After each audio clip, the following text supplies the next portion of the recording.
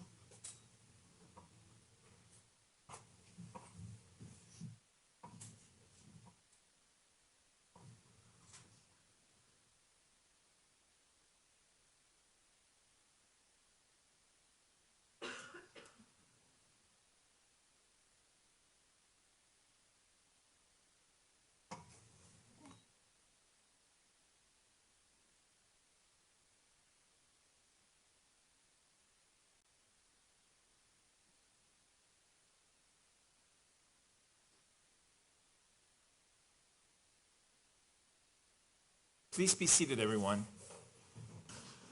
The record should reflect that the jury has joined us again.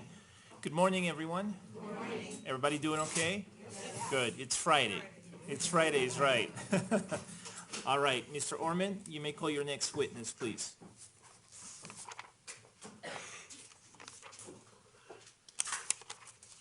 Or Ms. Pearson. Your Honor, the people call Caitlin Fonzie.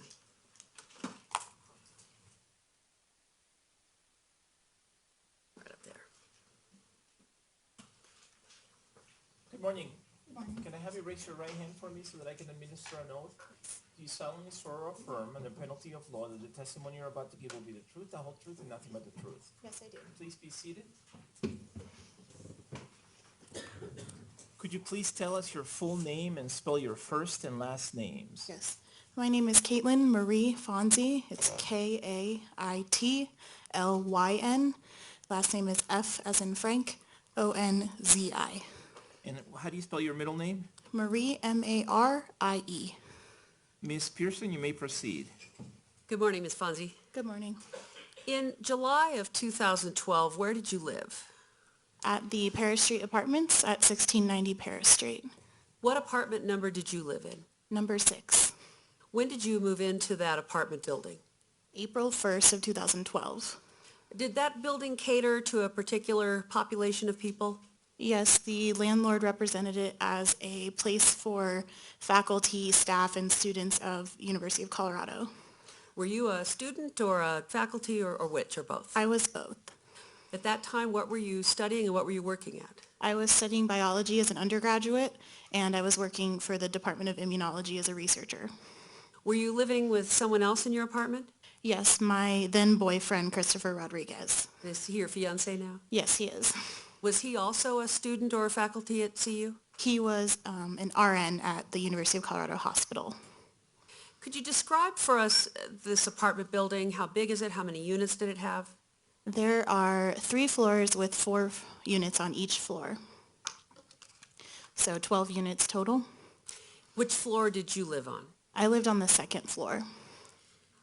Did it have a locked front door? Yes, it did. So how did people get in if they were coming to see you?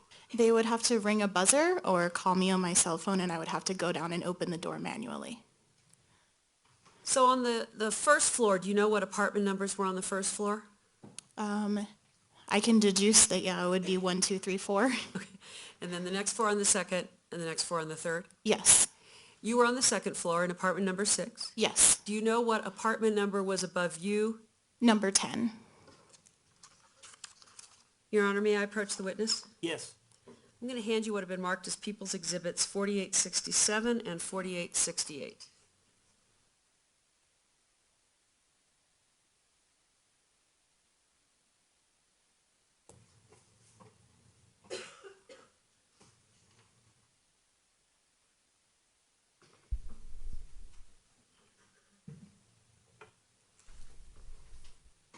Do you recognize those photographs? Yes, I do. What are they photographs of? They are both photographs of my apartment complex. Your Honor, I would move for the admittance of People's Exhibits 4867 and 4868. Any objection? No, Your Honor. Without objection, P-TR-4867 and 4868 are admitted and may be published. Could I have 4867 first? And there is a pointer behind you, and there should be a wireless mic next to you, which has to be turned on. And when we get the photo up, I'm going to ask you to point something out on that photograph.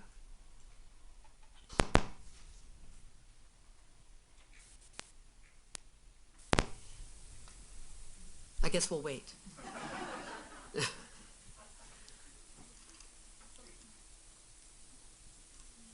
Well, let me ask you a couple of questions in the meantime while we're waiting. Was this apartment building a quiet building or a loud building? It was very quiet. Did you know many of the people who lived in the apartment building? No. Did you know the person who lived in apartment 10 above you? No. And here we go. What are we looking at in this photograph? This is a view of my apartment building with the front door there with the awning. Could you point out in this photograph where your apartment is and which windows belong to your apartment? Yeah. Can I step down? Yes, you may. All right. These 4 apartments on the second floor here belong to me, as well as this window. Can you explain what those different windows are for, which rooms they are in the apartment? Yes. These 2 on the corner are for the bedroom. This is in the bathroom, the living room, and then the kitchen. Now, where is apartment 10 in this photograph? Directly above those windows that are now boarded up. Same layout as your apartment? I believe so. At the time when you were living there until July 20th of 2012, were those windows boarded up? No. Could I have next People's Exhibit 4868? What does this photograph show us? It's a photograph of the side of the building facing the parking lot. And again, which windows are for your apartment? These 4 right here, And which windows are for apartment number 10? the ones that are currently boarded up. Thank you. You can have a seat again.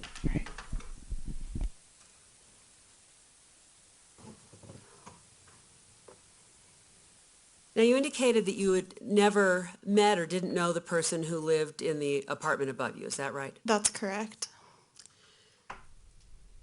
I would like to take you back to July 19th of 2012. Were you home that night? Yes. Do you recall what time you went to bed that night? Around 11 o'clock?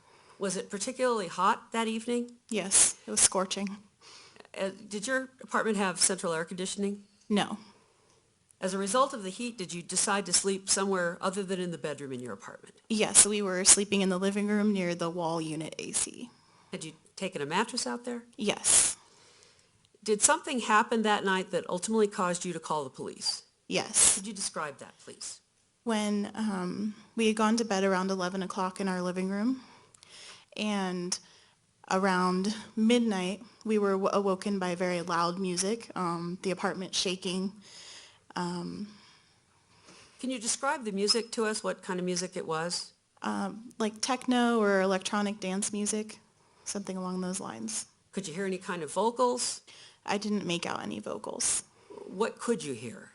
I could hear a lot of bass, like the thumping that you hear when a loud car is next to you. and that was about it. How long did this go on? It lasted ultimately for about an hour. Now, you said that you thought it started somewhere around midnight, or Yes. did you ultimately do something about it or try to do something about it? Yes, I did. I actually went upstairs. Well, first I exited my apartment and went downstairs to see if the music was coming from downstairs or not. It was so loud it was hard to tell. But when I went up the stairs, I noticed it getting louder, and then I noticed that it was coming from apartment number 10. So what did you do? So I knocked on the door, and I told them to shut off the music, but I didn't hear anyone in the apartment. So I thought about opening the door. I had my hand on the doorknob, but it seemed like it was unlocked, and so in my better sense, I went back downstairs and called the police. Why did you decide not to open the door? It just seemed really off. I had a bad gut feeling that I didn't want to see what was ever behind that door. So you went back down to your apartment. Yes. Nobody had opened the door, responded to you in apartment 10. No. When you were up at the door to apartment 10, the music was still playing? Yes. Could you tell whether there were a variety of songs that had ever changed? No, it seemed to be the same song repeating on a loop. Could you hear anybody walking around, anybody that appeared to be inside the apartment that just simply wasn't answering the door? No. When you went back down to your apartment, how long was that after the music had started playing? I want to say it was about 5 to 10 minutes. Before you went up to the apartment, had you waited in your apartment before you went up to knock on the door? Briefly, Christopher Rodriguez, my boyfriend, told me not to go upstairs and to just call the... Sustained. Just tell what you decided to do, Sorry. or what you said. I decided to go upstairs first to see if I could deal with it by myself. And then when I came back downstairs with that weird gut feeling that I'd previously mentioned, I decided to call the police. When you got back to your apartment and the music is still playing, you've described it as loud, and loud can mean a lot of different things to a lot of people. Could you talk to each other? Could you talk to Chris over that and hear yourself? We definitely had to raise our voices in order to hear one another. Did you have a television on at the time? I don't believe so. So you indicated that when you got back down there, you decided to call the police. Yes. Why did you decide to call the police? I called them initially as a noise complaint because it was obnoxious and in the middle of the night. And then also because I had thought that the door was unlocked or ajar and I did not hear anyone in the apartment. Did that concern you? It did concern me. Your Honor, may I approach the witness? Yes. I'm going to hand you what has been marked as People's Exhibit 1096.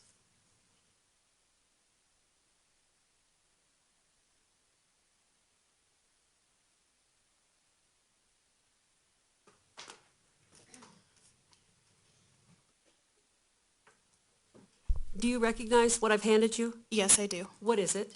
It is a disc of the initial call, a disc recording of the initial call that I made to 911 on the night of the 19th. And I recognize it because I listened to it earlier today and initialed it with the date. Is it a complete recording of your 911 call? Yes, it is. Your Honor, I would move for the admission of People's Exhibit 1096. Is there any objection to P-TR-1096? No, there isn't, Your Honor. Without objection, it is admitted and may be published. Thank you.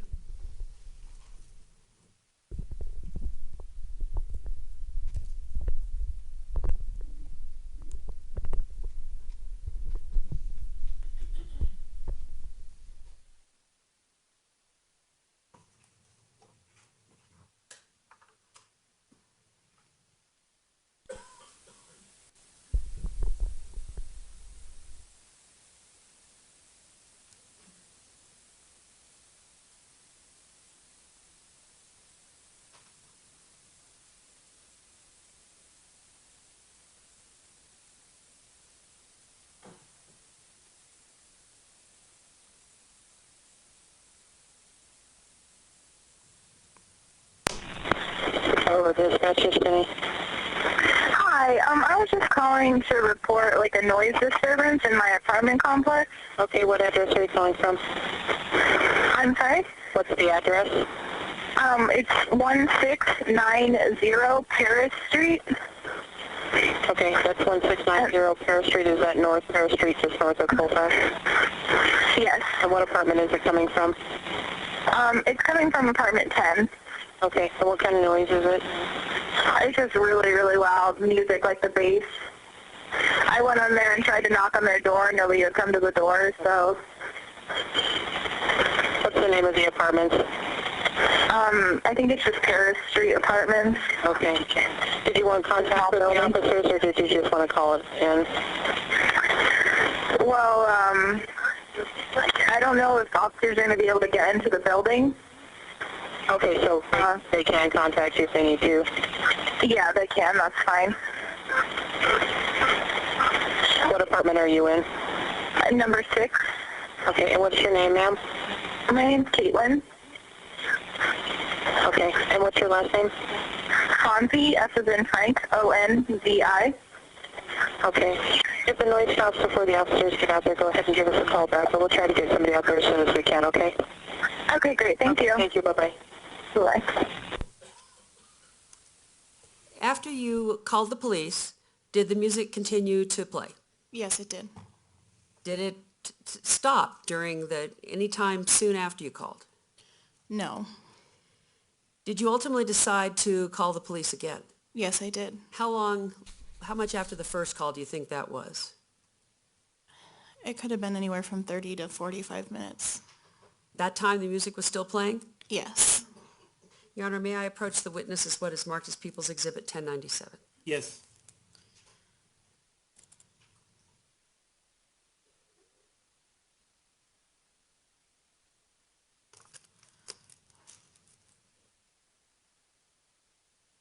Do you recognize Exhibit 1097? Yes, I do. What is it? It is a recording of my 911 call, my second 911 call on that night. How do you recognize that disc? I listened to it earlier and initialed it and dated it. Your Honor, I would move for the admittance of People's Exhibit 1097. Any objection, Ms. Hayes? Yes, Your Honor, if I could approach. Yes.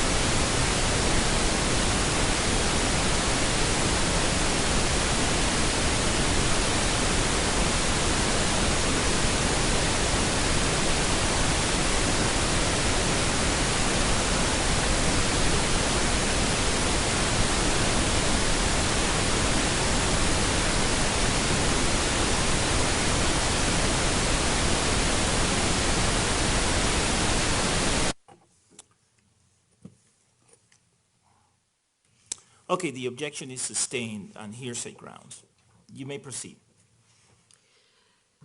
When you called the police department the second time, the music was still playing. Yes. Did anyone from the police department arrive at your apartment? Prior to me calling In them? relation to your noise complaint call? No. How long after you made the second call did the music stop?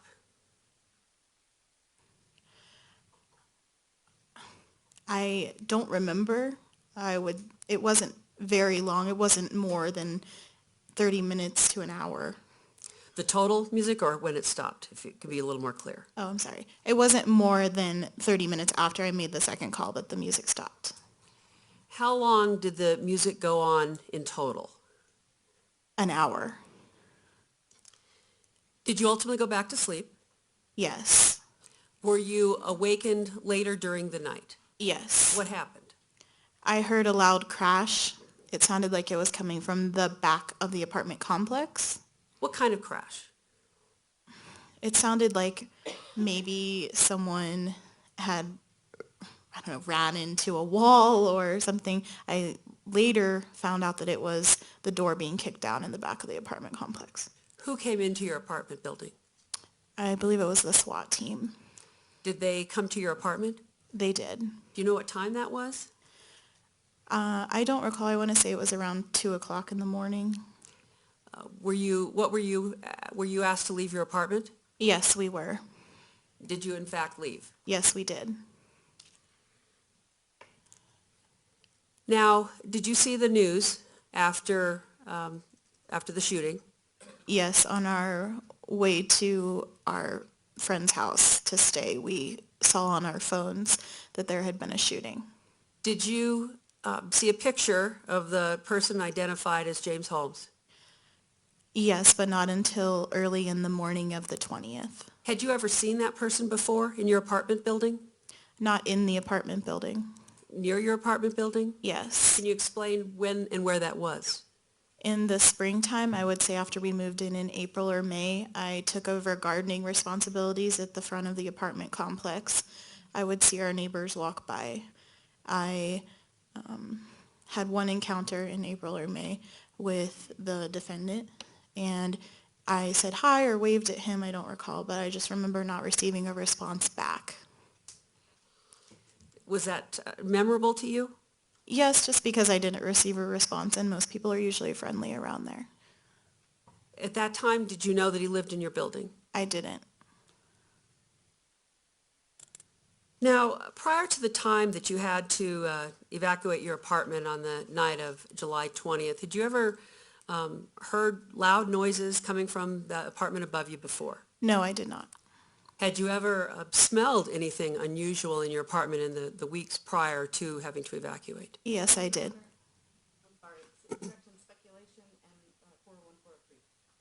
Hold on. The question was, had you ever smelled anything unusual in your apartment in the weeks prior to having to evacuate? That doesn't call for speculation. It calls for her observations. The objection's overruled. Go ahead. Had you smelled anything that seemed out of the norm for what you should smell in your apartment building? Yes, I did. What was that? I smelled gasoline. When was that? It was the weekend prior to the 10th of July. I don't recall the exact date. Why did you notice it? We were walking friends out from visiting us, and we walked into the hallway and down the stairs into the foyer and noticed a really strong gasoline smell. We attributed it to exhaust on a car that was idling or something like that. Had you smelled anything like that in your apartment building before? No. One moment. Thank you. Cross-examination, Ms. Higgs? If I could just have one moment. Yes.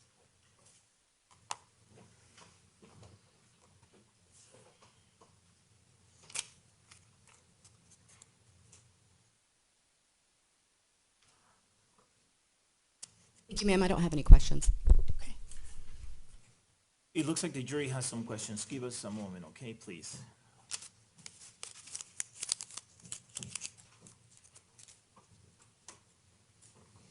Thank you.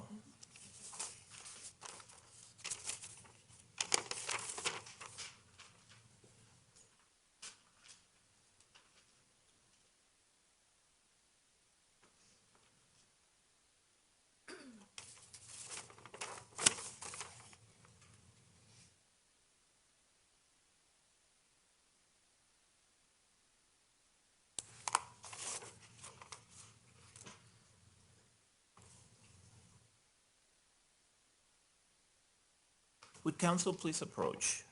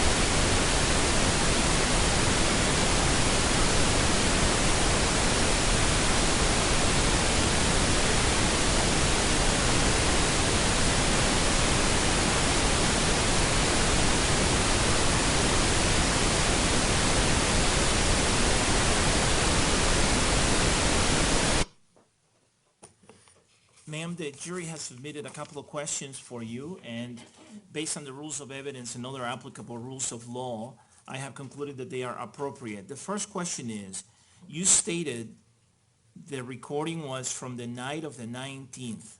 Was it before or after midnight? The recording was after midnight. The next question is, what time would you say the initial call was made? I would say it was made between 12:10 to 12:30.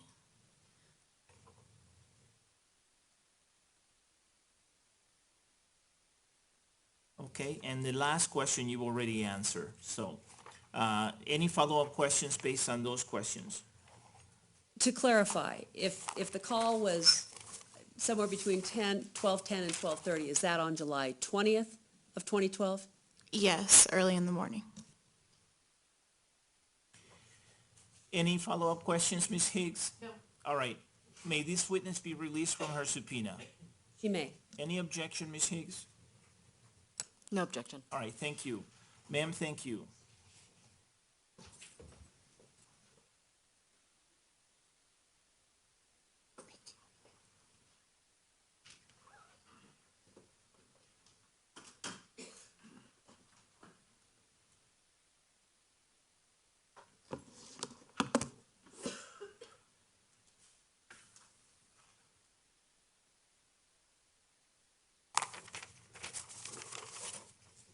All right, you may call your next witness, Mr. Orman. Michael Holmes, Your Honor.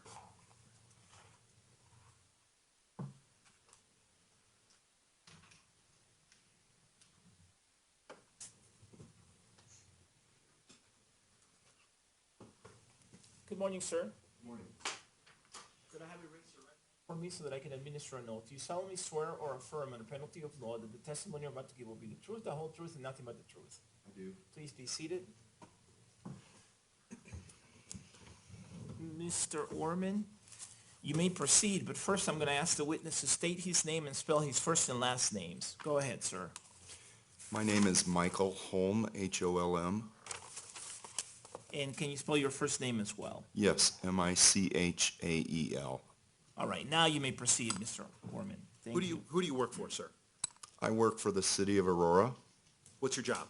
I'm a police sergeant. How long have you been with the Aurora Police Department? 20 years. How long have you been a sergeant? In Aurora, 13 years. You said in Aurora. Were you a sergeant somewhere else before that? Yes, sir. I had 13 years of prior experience before I came to Aurora, and I was a sergeant at the department I was at before I left. What department was that? The Long Beach Police Department, California. I'd like to ask you about the early morning hours of July 20th of 2012. Were you still a sergeant back then? Yes, sir, I was. What was your duty assignment back then? I was the full-time supervisor for the full-time SWAT team. What is the SWAT team? What does it do? It's a special weapons and tactics team. We're a support unit that responds to a variety of different calls or operations, both planned operations and dynamic evolving operations, such as hostage situations or violent encounters. I want to direct your attention now to around 12:40 a.m. or a little earlier, maybe even, on July 20th. Were you on duty at that time? Yes, sir. Now, I'm going to ask you about two places that you went. I'm going to briefly ask you about some things that happened at the Century 16, and then we're going to talk about the apartment. Did you respond to both locations? Yes, sir, I did. All right, let's talk about your response to the Century 16 Theater. What time did you get there? I would have to estimate. I know that I was called right around 12:39. My guess is that I was there within 10 minutes. Did you bring the SWAT team or did you go alone? I was alone in my car when I responded. All right, so maybe I have an idea from watching a TV show when I was a kid of a bunch of guys lying around in cots waiting for a bell to ring and then driving out. Is that the way the SWAT team works? Not very often. Okay. How does it work? How does the SWAT team get to a place? Well, the way our team is deployed, the officers have individual vehicles. The full-time team, there are 6 officers. I believe there were 6 of us on duty that night, plus myself, so a total of 7. We have individual vehicles, and our equipment is in each one of those vehicles. If we're deployed to a larger operation, there are officers throughout the department that have collateral SWAT duties, and they would respond with a big truck. So when you responded to the theater, were other SWAT officers under your supervision and command responding as well? Yes, from different locations than I was. What was or if you had one, what was the plan to utilize the SWAT crew at the theater? There was not a specific plan, obviously, since it wasn't a planned event, but typically our duties when we respond would be to eliminate a threat. So we would gather as groups of whoever were there at the time to formulate teams to quickly search an area to try to stop whatever the problem was. Would it be fair to say that by the time you got there and got your SWAT guys organized, the suspect had already been arrested? But do you know? I don't know that. I know that there was a person that had been detained on the east side of the theater. I did not know that he was the suspect at the time, and I didn't know even if he was a suspect that there wouldn't have been more than one suspect. So did you treat the situation as still potentially threatening? Yes, sir. How much time did you spend in Theater 9?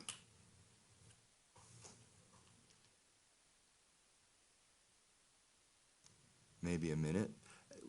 Fair to say that by the time you were in Theater 9, it seemed to you that other officers had that particular space, at least there was enough of them to take care of what needed to be done there? Yes, sir. Did you participate then in searching or clearing the remainder of the theater complex? Yes, I did. And what was your role in that? Objection, relevance. Overruled.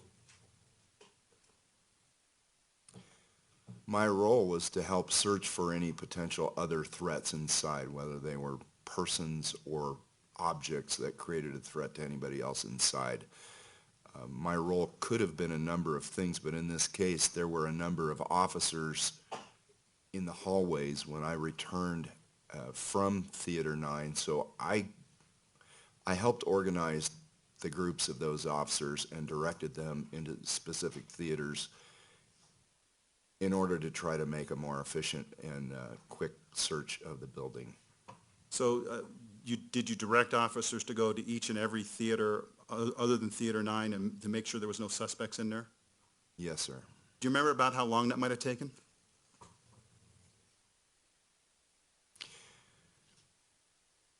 Maybe 15 minutes, maybe a little bit longer. Some of the theaters were cleared faster than others because I received information that some of the entries that we were making were secondary entries and not primary entries into certain theaters. What does that mean? What's a secondary entry? Some had been cleared before the teams of officers that I was with had arrived. So we looked a second time a little bit slower to make sure that we hadn't missed anything. After you were convinced that the entire theater building had been thoroughly searched for potential suspects, had you found anyone? Nobody that I believed was an additional suspect and no other victims. At some point, did you receive information that caused you to change your location? Yes, sir. When was that, do you remember? At the completion of the search of the theater, are you asking for a time frame? Yeah. My best guess, it was after 1 o'clock, I know that. So my best guess would be 20 to 25 minutes after I arrived, I went back outside. So if you, okay, so maybe like 105, 110, something like that? I would guess. To be honest, I was not paying attention to the time. Okay, fair enough. So what were you told that led you to change what you were doing? I was told by Sergeant Poppy that he believed that there was possibly an explosive device at 1690 Paris, number 10. He believed that, based on the information he had gathered, that that was the address where the suspect in the shooting lived. Were you asked then to respond with the SWAT team to that location? Yes. Did you do so? Yes. Can you please tell us how you got over there? I went back to my car. Before I left the theater, a number of other SWAT officers had gathered at the front of the theater because the inside was cleared. So I directed those officers to meet me at District 1. It was somewhat of a hasty deployment. There were items of equipment that we did not bring to the theater that I wanted to bring to the apartment. Where's District 1 located in relation to the theater and to the defendant's apartment? It's at the intersection of Montview and Wheeling, so it's about 2 or 3 miles from the theater, and it's about a mile from the Paris address. In addition to having information that there may be a bomb in the apartment and knowing what had happened in the theater, did you see any items in or around Theater 9 that changed the way that you would have responded to the apartment? Specifically, I'm referring to firearms-related items. Yes, I saw a number. When I entered through the walkway to meet with Sergeant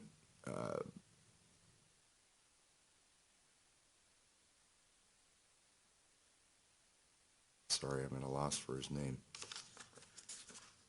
Would that be Sergeant Butler? Yes, to meet with Sergeant Butler inside the theater. I saw a number of items on the floor as I was walking through the hallway. They appeared to resemble M4 AR-15 rifle magazines. I saw a number of empty shell casings, a whole lot of empty shell casings on the floor as I was walking into the theater where Sergeant Butler was standing. Let's talk about getting to the defendant's apartment. Would you say that you and your team got there as quickly as you could? We could have got there faster than we did had we not brought the equipment that I thought was necessary to handle the problem. So we didn't get there as fast as we could, but under the circumstances, it was appropriate to take the amount of time that we did due to my concern for the potential problem that we were going to face at the apartment. What was the equipment that you wanted to get? Ballistic shields, a robot. I brought an armored car with us, and I took a moment before we left the District 1 to specifically assign places for each one of those officers to deploy. So there was a very small window where we were exposed once we arrived. We could immediately deploy once we arrived on the scene. Tell me then about how you deployed your men when you got to the defendant's apartment building. I told some of them to take containment positions around the apartment complex. Let me stop you there. What is a containment position? It would be a position of observation or a position of intervention had somebody been trying to leave the location. And by observation, I mean it would be a place where the officers could view the apartment in the event that somebody was still inside. How many officers did you have with you when you went to the apartment, if you remember? Maybe 10. You said you assigned some of them to containment. What about the others? The others I assigned to be a part of a response team in the event that they had to immediately go in the apartment or deal with somebody that came out of the apartment. Can you please describe for me the building and the area around the building?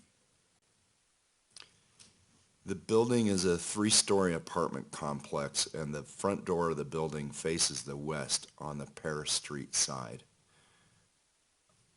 Immediately to the north of the apartment was 17th Street, and on the north side of 17th Street is a vacant lot. But on the south side of the apartment was a small parking lot and another apartment complex.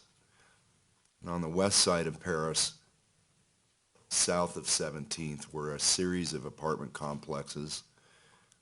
On the north side of 17th and on the west side of Paris were a number of individual family residences and duplexes.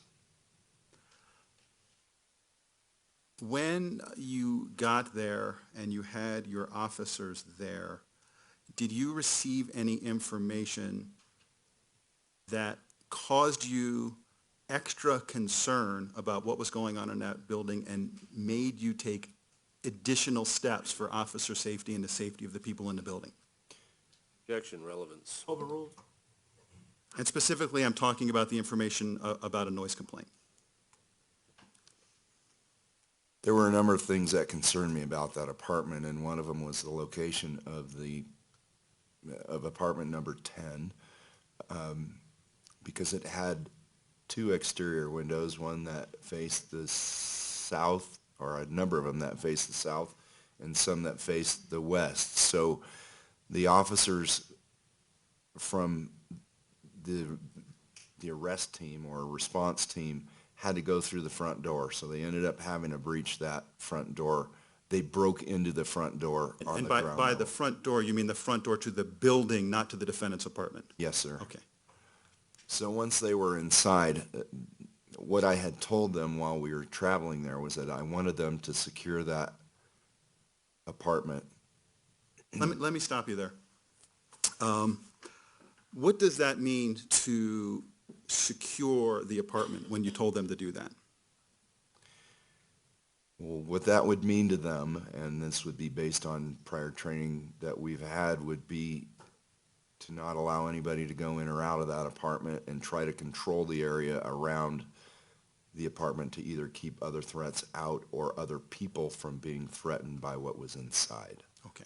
Now, I want to talk to you about, did you write in your report about receiving information about a noise complaint that caused you special concern for the safety of your officers? Yes. Okay, so I want to talk about that noise complaint and the special concern that that caused you for the safety of your officers. So if you, I don't need the other issues which we can get into later. So tell me about what you learned and what concern that caused you, just about the noise complaint. Objection, relevance. Mr. Orman, It goes to demonstrate what actions were taken later and why. pursuant to Rule 401 and 402, the objection is overruled. Go ahead. Yes. Officer Harold told me that he spoke to a female who lived in the apartment complex. I'm not sure which apartment she lived in. He told me that she called in a noise complaint at around midnight and that there was loud noise. He told me the female went to the front door of apartment number 10, that she was going to address the resident regarding the noise, the music. He told me that she noticed that the front door was slightly ajar, that she did not open the door, and she called the police. She told Officer Harold that about 1 o'clock the music went off. So my concern was that, based on the fact that I believe the apartment was related to the possible suspect at the theater, that the noise or the music was on a timer. So I was concerned that potentially that an explosive device that had been left there was potentially on a timer. Did you take then any actions because you believe there was a potential explosive device that you would not have taken if you did not have that concern? I went over there knowing that, or believing that there was an explosive device. So my first priority was to get that, secure that apartment and evacuate at least the top floor, if not more than that. Based on that information, I had the officers evacuate the entire building before we did anything else.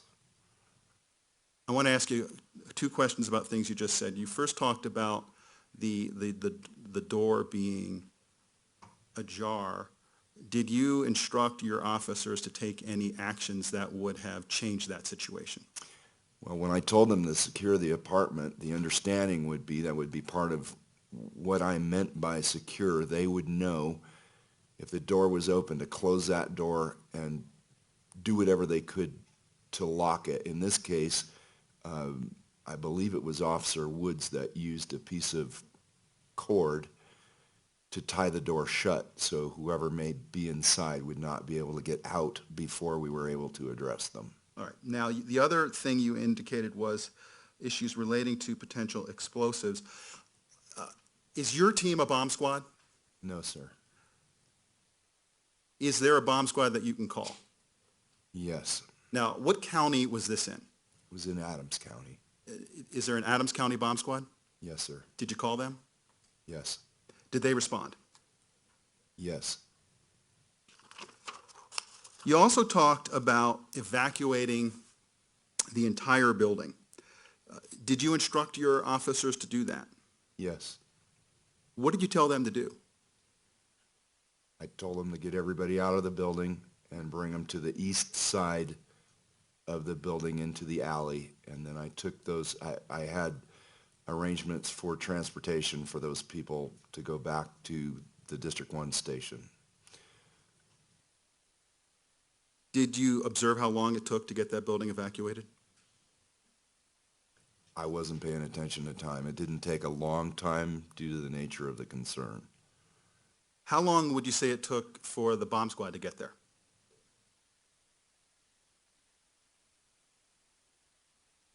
I would have to guess 15 to 20 minutes. When they arrived, did you speak to them, and did that cause you to take any actions with respect to other buildings in the vicinity?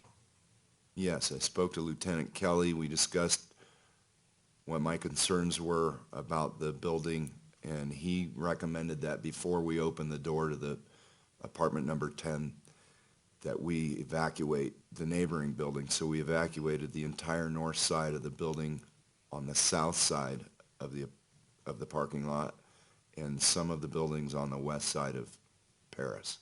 How about buildings to the east? I believe it was an industrial or a commercial building to the east. It was not a residential building.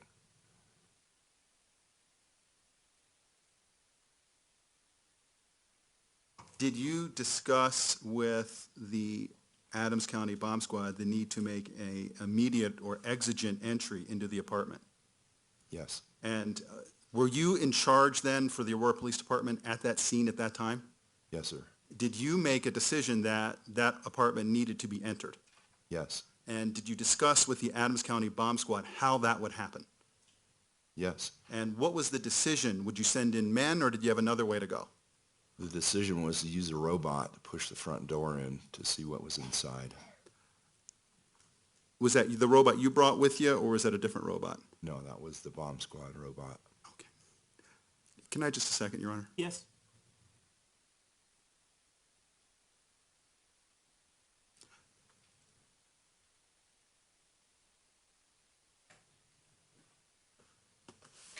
I have no further direct examination.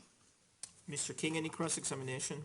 Very briefly, when you arrived at the theater and went into Theater 9, sir, you said that you observed what appeared to be M4-style AR-15 magazines as well as spent ammunition on the floor. Is that correct? Yes, sir. One of those magazines you noticed had a bullet sticking out of it in a perpendicular direction to the way that they normally are loaded into the magazine. Is that correct? Yes, it is. I have no further questions. Thank you. Mr. Orman, do you have any redirect? Very briefly, did that signify anything to you? Well, I'm fairly familiar with that weapon system, and what it signified in my experience is that either the magazine was dropped or the weapon was jammed with the magazine in there, and those are typically the causes for that bullet to turn in that direction. What do you mean? Explain to me how that could happen if it was dropped. The magazine is basically a box with a spring inside of it and a piece of metal on top of the spring, and as the bullets are fired, the spring pushes this ramp that has the bullets on top of it through the top of the magazine and into the chamber of a weapon. And so when the magazine hits the ground, frequently the weight of the bullets will depress the spring, and it will turn the bullet in an unusual direction when it hits the ground. You also indicate, now let's go back a little bit. You said you're familiar with that weapon. Does the SWAT team use a similar weapon? Yes, sir. So you also talked about it could have something to do with a jam. Could you describe what you meant by that? Occasionally, if the weapon is either dirty or somehow the weapon malfunctions, there are things that occur that would cause the round to not feed properly and into the chamber of the weapon. So when the magazine is pulled out, the top round in that magazine, frequently in that case, will turn in a perpendicular direction to how it's meant to be loaded. I have nothing further, Your Honor. Thank you. Any recross? No, thank you. It appears that the jury has questions, so give us a moment, please. Thank you.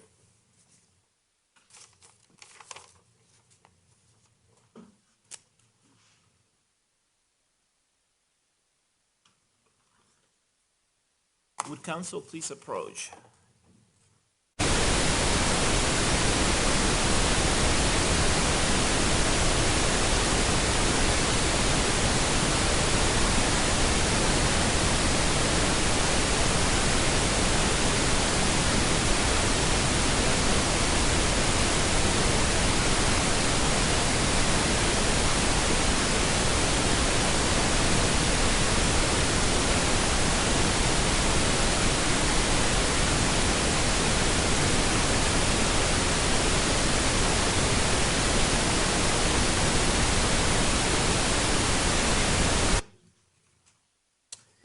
Sir, the jury has submitted a couple of questions that, based on the rules of evidence and other applicable rules of law, I have concluded are appropriate. The first question is, approximately what time did you arrive at the apartment?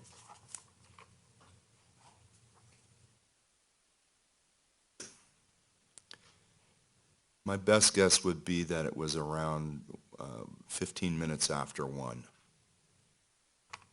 The next question is, was the music still playing when you arrived at the apartment? No, sir, the music was off. Mr. Orman, any follow-up questions? No, Your Honor. Mr. King, any follow-up questions? No, thank you. May this witness be released from his subpoena? Yes, Your Honor. Without objection. All right, thank you, sir. Call your next witness, please. James Gerdeman, Your Honor.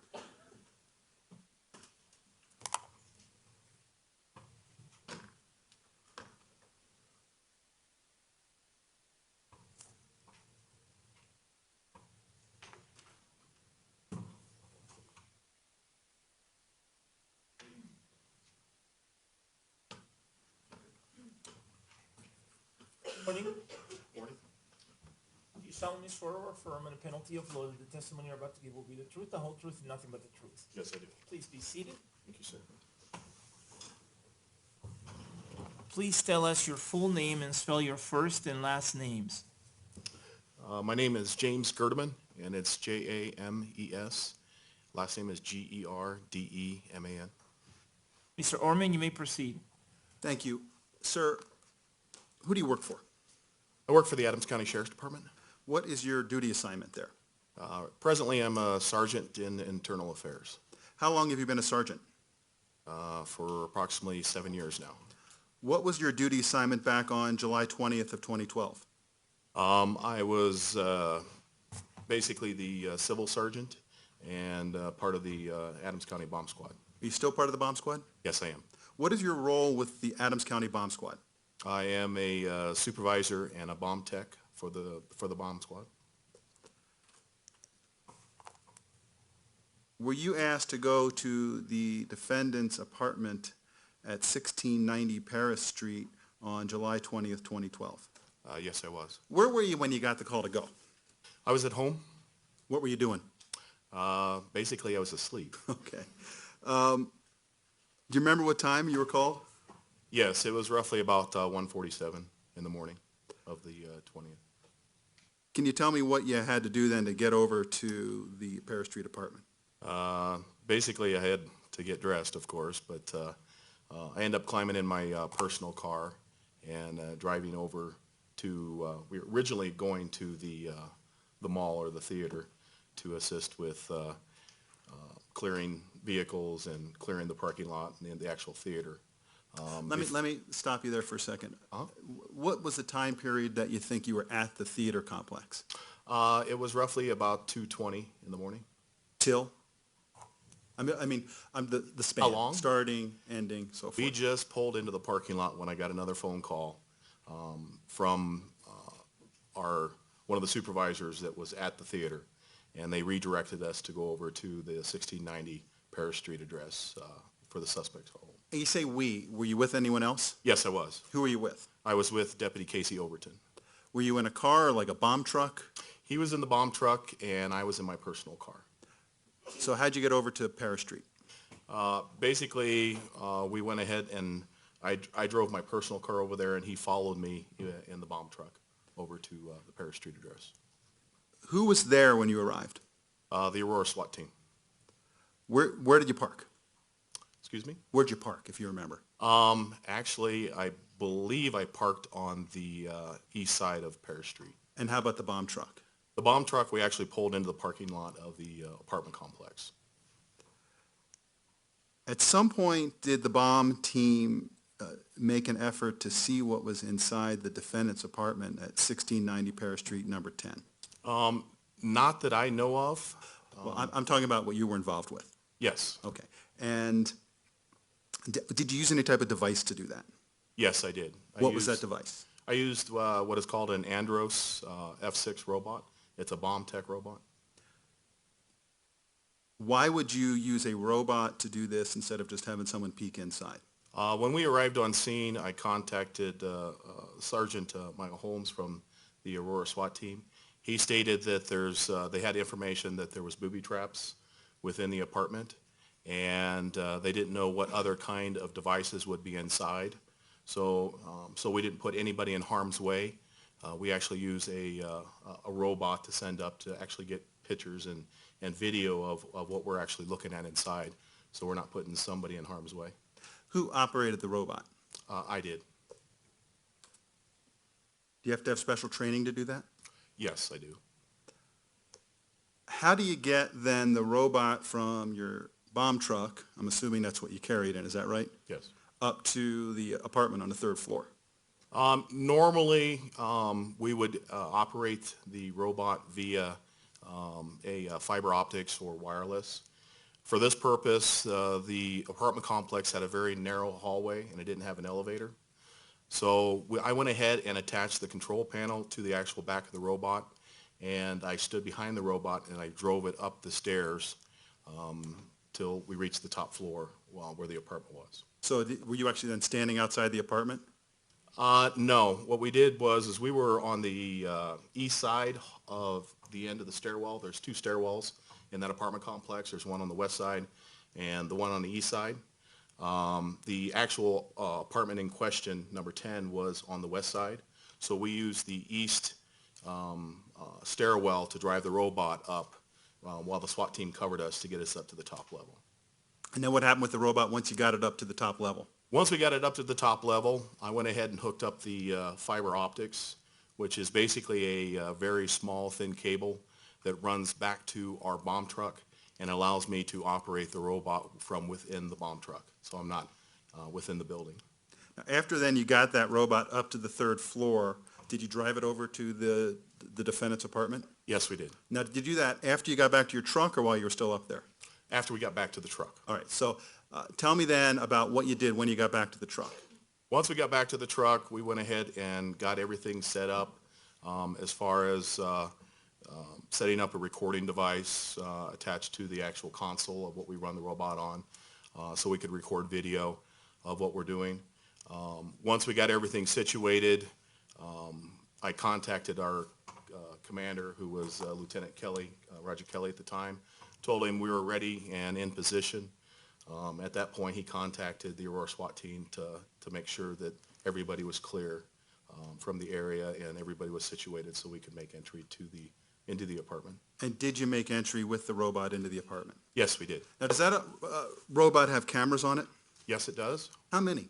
It has 4 cameras. It has what we call a drive camera, which is on the lower portion of the robot. It's actually between the tracks. We call it a drive camera because it allows us to see where we're going. Then there's a mass camera. It's a camera that's on a square rod that allows it to expand up, usually to anywhere between 5 and 6 feet.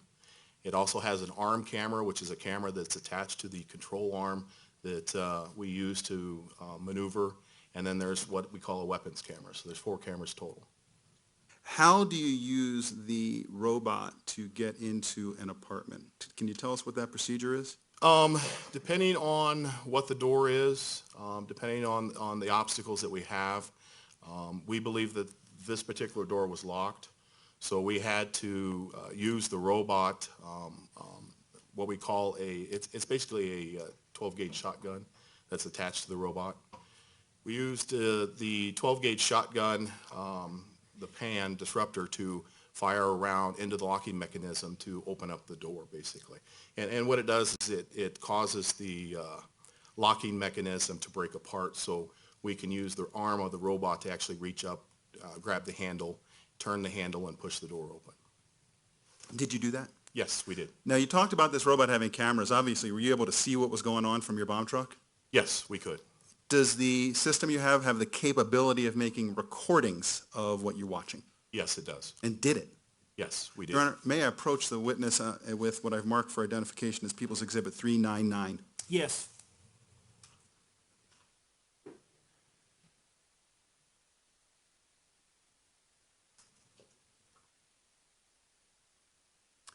Do you know what that is?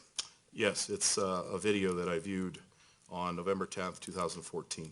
Does that accurately show what you saw from the robot as it went into the apartment and what it saw inside?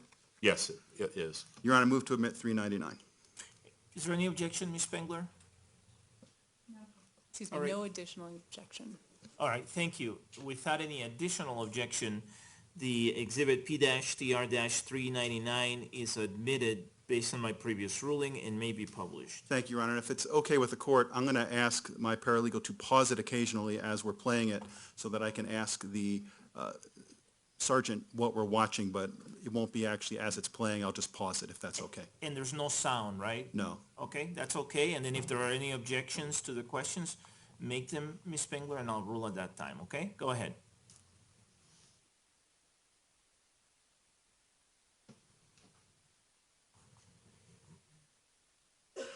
How long is the video, Mr. Orman?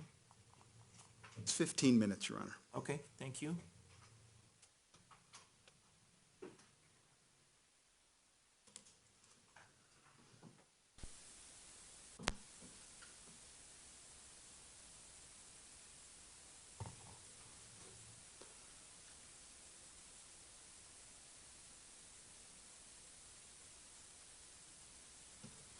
Apparently, we've gotten rid of the trumpets, Your Honor.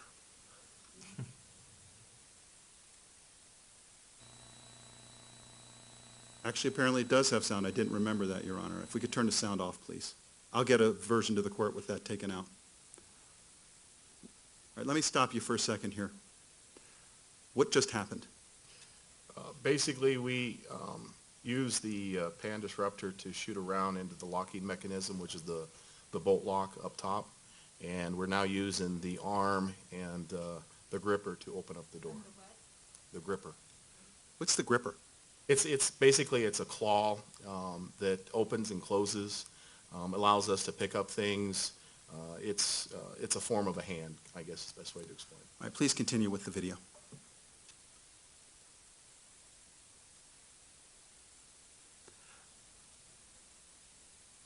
Wait, can we stop for a second there?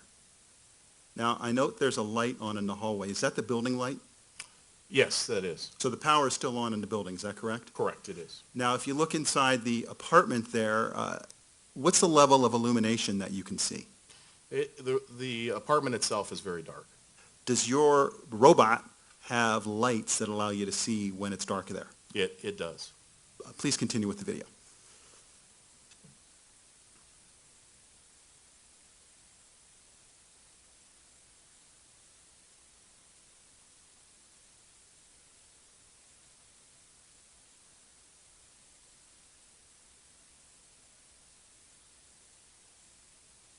Now, if we could stop for a second there, please. When you saw what was up on the screen as the operator of this robot, did you believe that was potentially a hazardous situation? Yes, I did. Why is that? Due to the fact that normally when we enter apartments, we don't have the items and also the chemicals that are on the floor. Okay, please continue.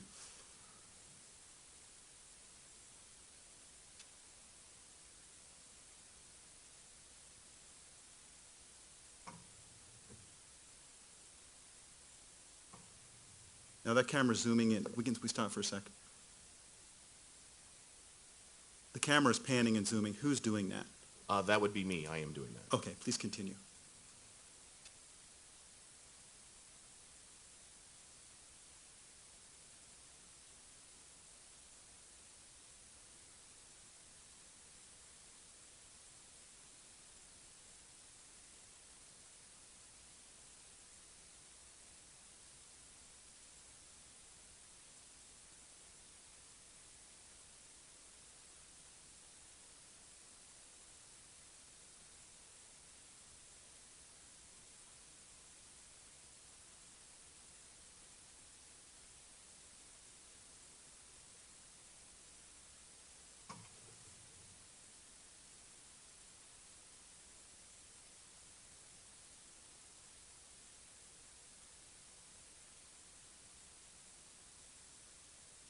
Can we stop for a second? Is that something blinking sort of there on the floor in the middle? Yes, it is. And when you see something blinking with a setup like this, did that cause you concern that this might be a hazardous situation? Yes, it did. Okay, please continue.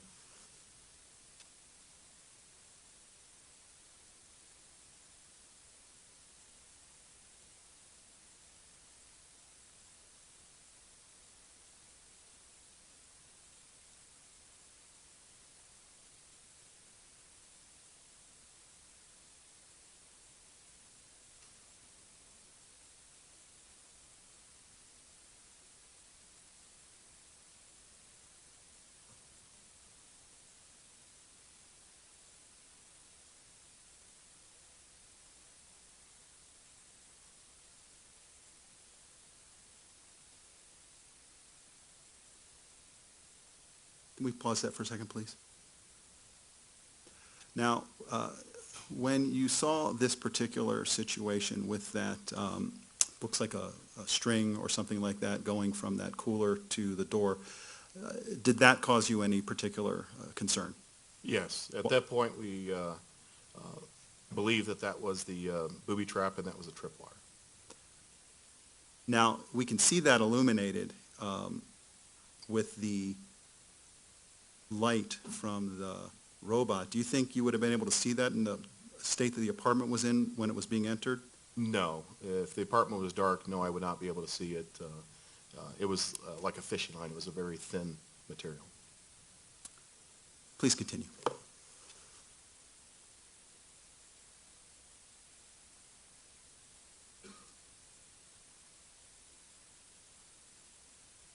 We stop for a second there.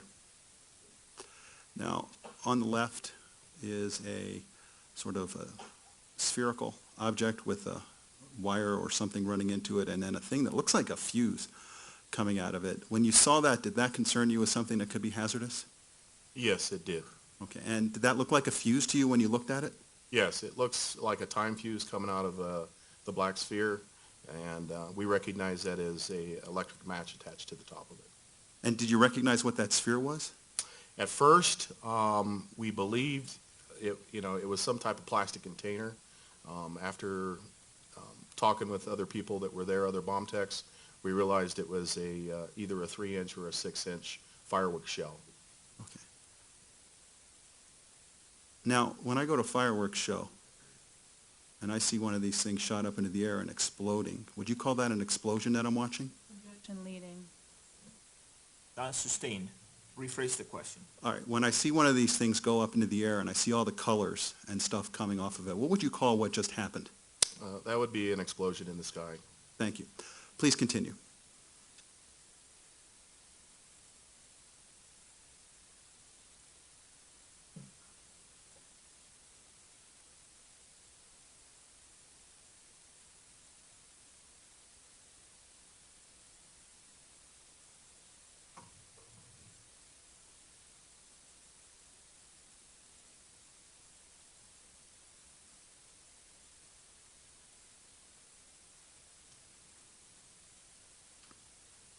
Can we stop for a second, please? Now, just so in case the jury is wondering, I see these numbers, CBAT 12.7, looks like a UBAT something 0.5, and then looks like 196.8 hours. What is that? The CBAT is actually the battery power, same as the UBAT. It's the battery power of the actual robot. The true number that we worry about is the lower one, which is the 23.5. If the robot gets below either 19 or 18, it's now time to change the batteries on the robot. The 196 hours on the other is the actual hours that robot has been in operation since it came from the factory. Thank you. Please continue.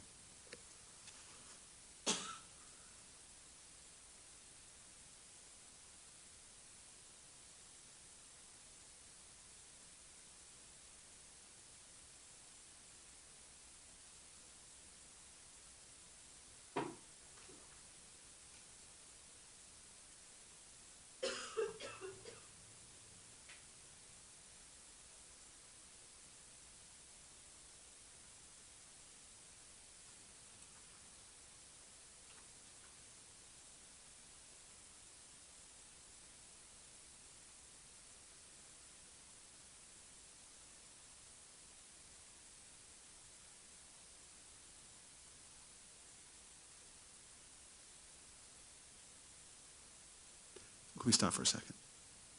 What just happened? We just changed the cameras. The original picture that you saw was on the mass camera, and we just switched cameras to the arm camera to get a better view, because the arm is actually anywhere between 2 and 3 feet further into the room past the mass camera, so we switched cameras to get a better view of things. Please continue.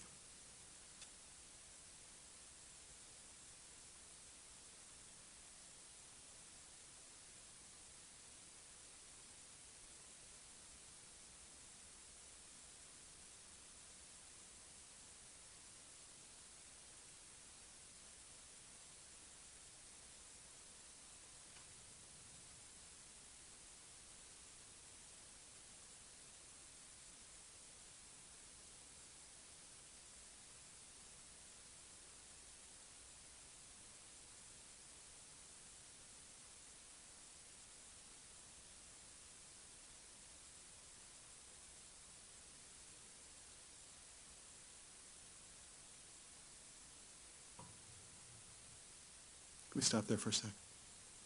What are we looking at there?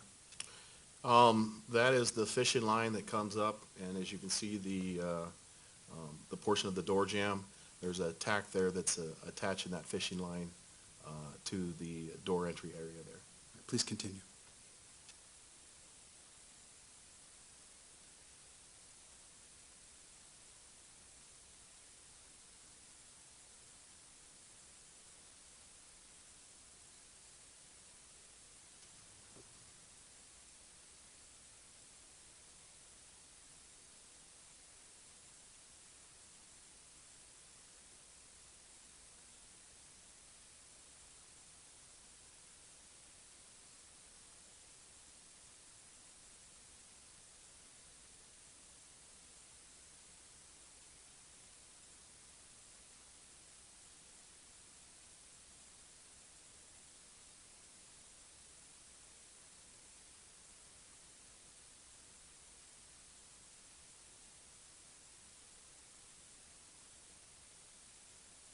Let me stop you for a second there. Please hold it. Now, do you see those colored things on the floor? They look like strings or fuses or something. Mm-hmm. And what are they? They're attached to something kind of orangish in color. Is that right? That is correct. And where did those end up? I mean, we can see that they're attached to something on the floor there, but where's the other end of that? The darker color is time fuse, and then when you go to the black area, the black plastic and the yellow wires, they go up to a pyrotechnics box that's in the kitchen. Well, I understand you learned that later, but I'm talking about when you're looking at this right here, what could you see? Basically, we see a lot of fireworks spheres with a lot of time fuse and a lot of electric matches that go into the kitchen. And could you see what was in the kitchen from the viewpoint of this robot? No, I could not. And if you had moved the robot over to the kitchen, what would have that done to the booby trap device? It would have activated. Okay, thank you. Please continue.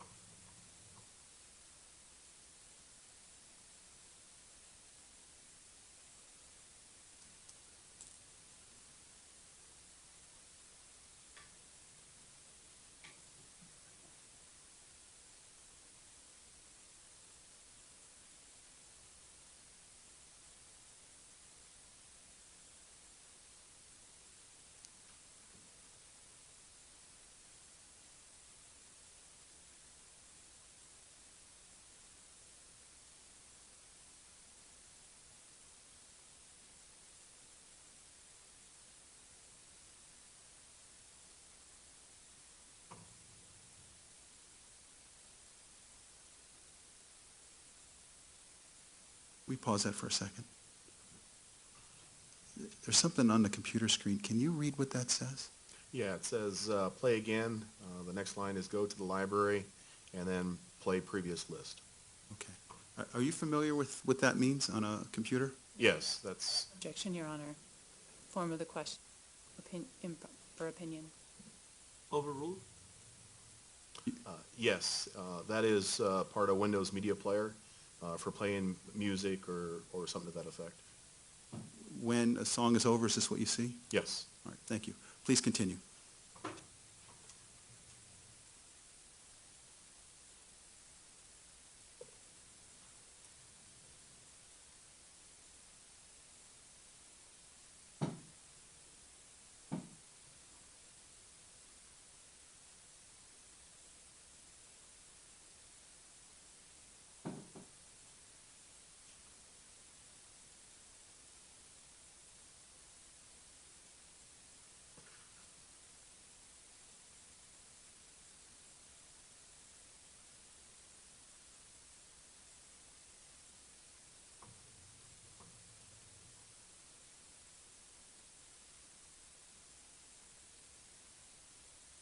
What did we just see happen there? Point, let me pause this. We're switching cameras again, trying to get better view of items. We'll do that quite often because of the way that the robot is. We'll switch cameras to see if we can get a better view of what we're actually going to be looking at. All right, thank you. Please continue.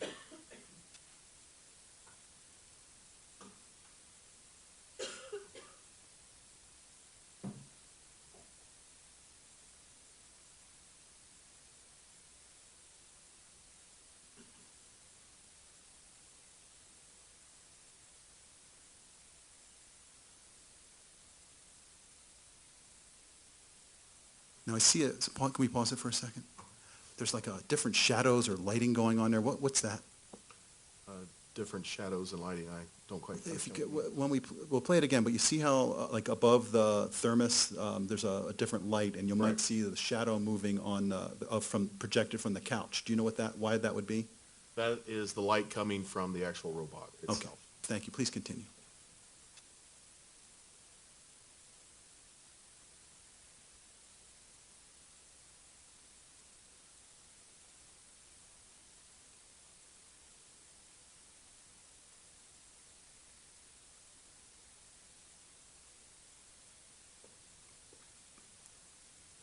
We can pause for a second. Now, it appears to me that the arm with that gripping thing is moving. What are you doing there? We are basically trying to get a better view with the arm camera around the corner, more towards the west wall of the apartment. So what I'm doing is I'm maneuvering the arm over, trying not to touch the tripwire. So we've repositioned the arm, and I'm using the mass camera to watch the arm come across so I don't touch the tripwire. And then what I'm going to do is extend that arm out with the camera on it to see if I can see around that corner. Please continue with the recording.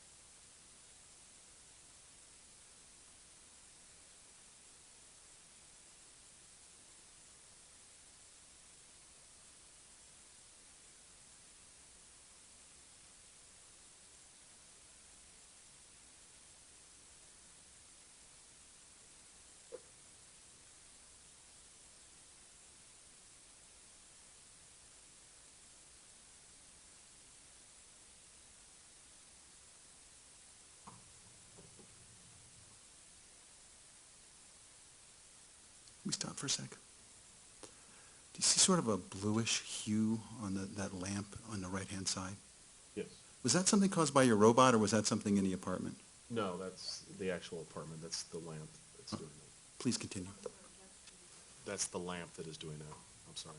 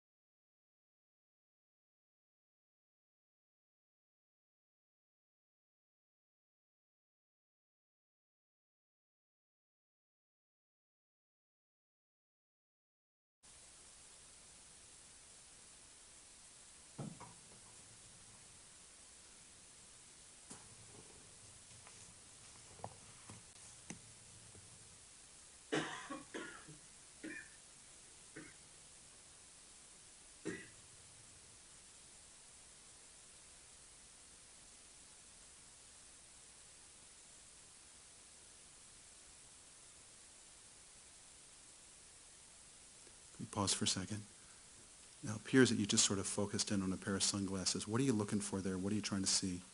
What we're doing is we're trying to search the entire apartment to see what kind of devices we have, what other dangers we have within the apartment, and then any other informational gathering that we can do with the robot without actually having to move it. All right, please continue.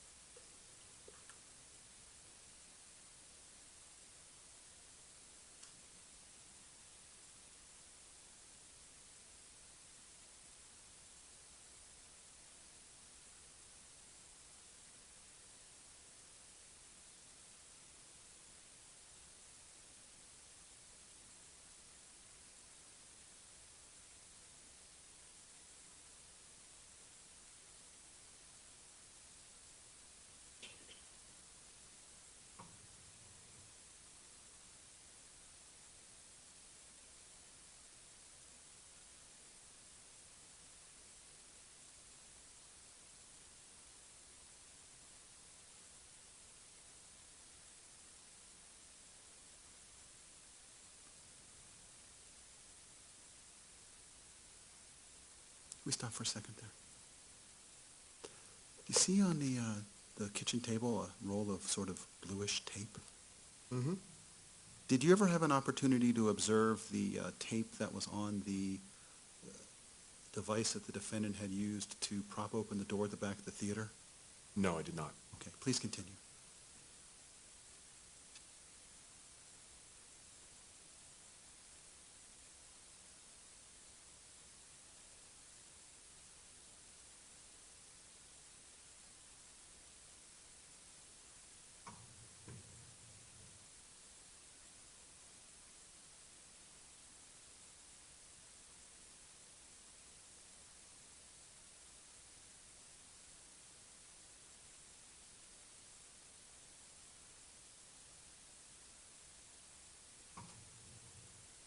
Can we pause for a second there?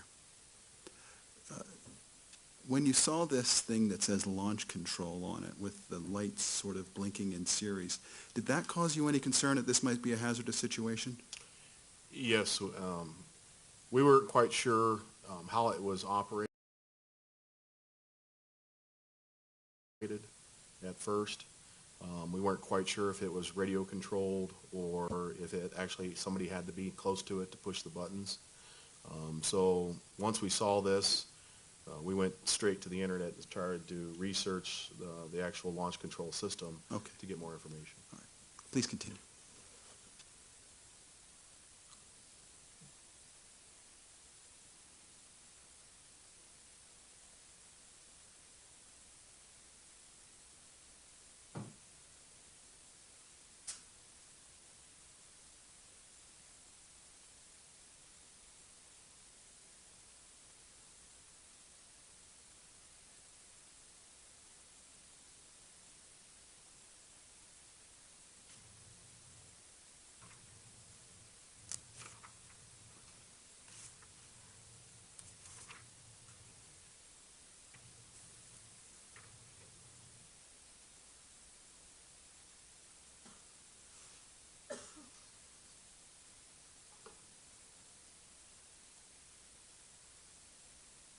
Pause for a second there, please.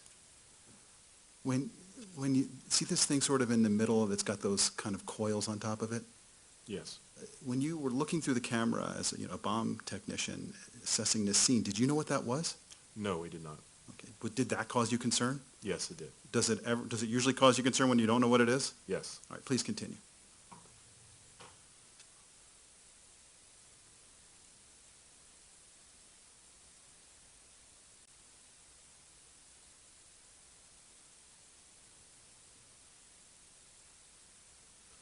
Thank you. That is the end of the video, Your Honor. All right.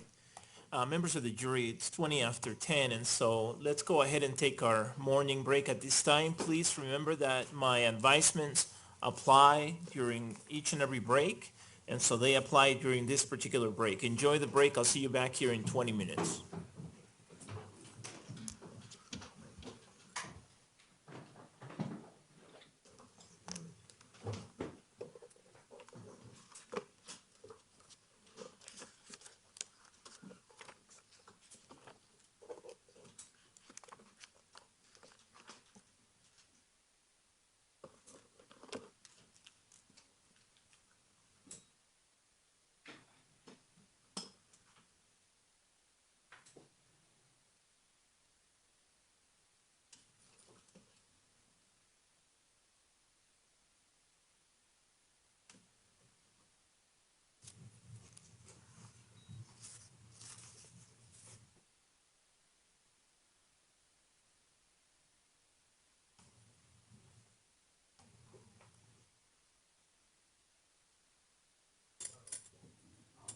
The record should reflect that the jury has exited the courtroom now. Everyone, please be seated. Just briefly, to supplement my ruling on Exhibit 1097, the People's Exhibit 1097, so P-TR-1097, I sustained the objection because I agreed with Ms. Higgs that this is hearsay under 801C. It fits the definition of hearsay under 801C, and therefore it is inadmissible under 802. The people did not present any authority that would make it admissible as hearsay. It's a statement made outside the courtroom, so it's an out-of-court statement offered for the truth of the matter asserted. Ms. Pearson, if you want to mark it, I think we're up to number 12 now? 13, sorry. Court Trial Exhibit 13, C-TR, C-TR 13. Is there anything else at this time before we take a break? Your Honor, the court may recall that the close of business yesterday. Here, why don't you go to the... That's all right. Thank you, Your Honor. At the close of business yesterday, I had referenced the court to an order that I didn't have before me or identified. Since that time, I've identified the order as D-14. I provided that notice in a hard copy to the defense, and I have a hard copy for the court if it would like it. I can find it. I did notice, based on the date that you provided yesterday, that it was ordered D-14. By the way, sir, you can go on break if you like. I forgot about you. Thank you. I did figure out yesterday that it was ordered D-14. and I found another order that's related, that's D14A, that was issued 6 weeks later or so by Judge Sylvester, and that was related to a group of CU documents as well, so another subpoena that was served. Are you making the request with respect to order D14 or D14A or both? Certainly D14. If the court would permit me over this break, I'll take a look at D14A and make sure if that is or is not part of this request to the court. Okay. And does the defense have any objection to the request to have the court conduct an in-camera review? We maintain all of our previous objections that have already been articulated. Okay. And Mr. Brockler, you're asking me to conduct a similar review to what I conducted not too long ago. I think it was a couple of months ago with respect to a different set of documents that you subpoenaed from the University of Colorado, right? Yes, sir. Okay. All right. Thank you. Anything else? No, sir. No? Okay. The court will be in recess. I'll see you after the break. Thank you.